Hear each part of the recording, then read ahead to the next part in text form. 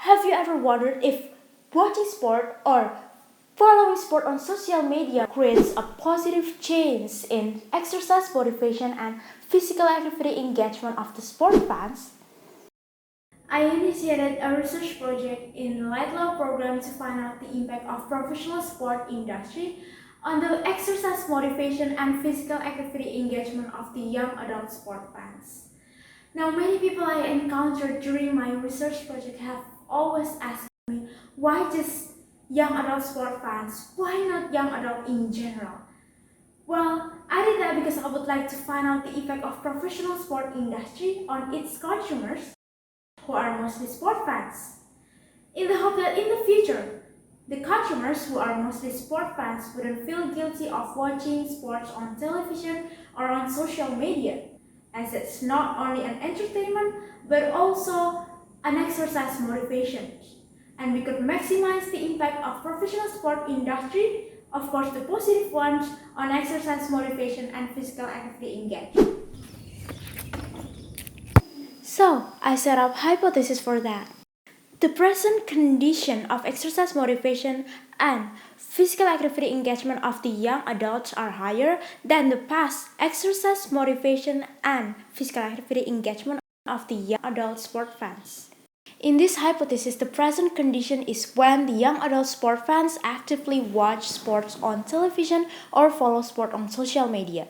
The past condition is when the young adult sport fans rarely or never watch sport on television or follow sport on social media. In this study, I used BREQ2 questionnaire, which is based on self-determination theory and Godin leisure time exercise, to find out the exercise motivations and physical activity engagement scores. The BREQ2 questionnaire asks the question to determine the motivations, extrinsic, interjected, identified, integrated, and intrinsic motivations of the participant. In this theory, the more motivations in the individuals, the more non-self-determined they are, and the more intrinsic motivation in the individuals, the more self-determined they are. Next, the Golden Leisure Time exercise questionnaires.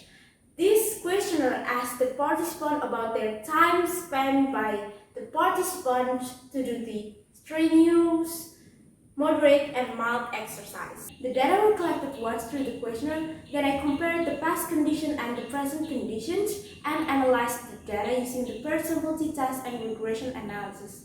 As a result, I found that the self-determination in exercise motivation and physical activity engagement in the present, when the participant actively watched or follow sports, are higher than those in the past when the participants rarely or never watch or follow sport.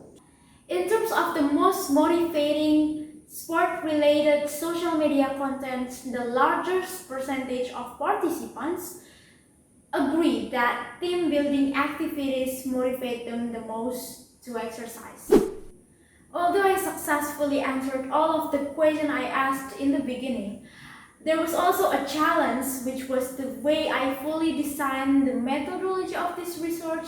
However, with the help of Professor Youngwon Kim, Ms. Si Chao-shin, who are my supervisors, Dr. Helen and Dr. Marty, who are my coach, I successfully overcome those issues.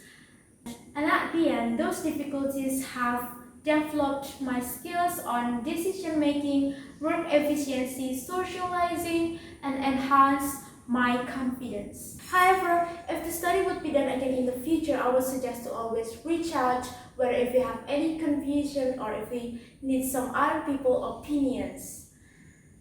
This study that I conducted is an early step in exploring the impact of professional sport industry on consumers' PA engagement. So I really hope that the further study could be conducted. Last but not least, I would like to say thanks to Lord Laidlaw, Laidlaw Foundation, the University of Hong Kong, Professor Youngwon Kim and Ms. Chao Shin, who are my supervisors, Dr. Helen Loki and Dr. Marty Forth, who are my leadership coach, and all of the Laidlaw scholars.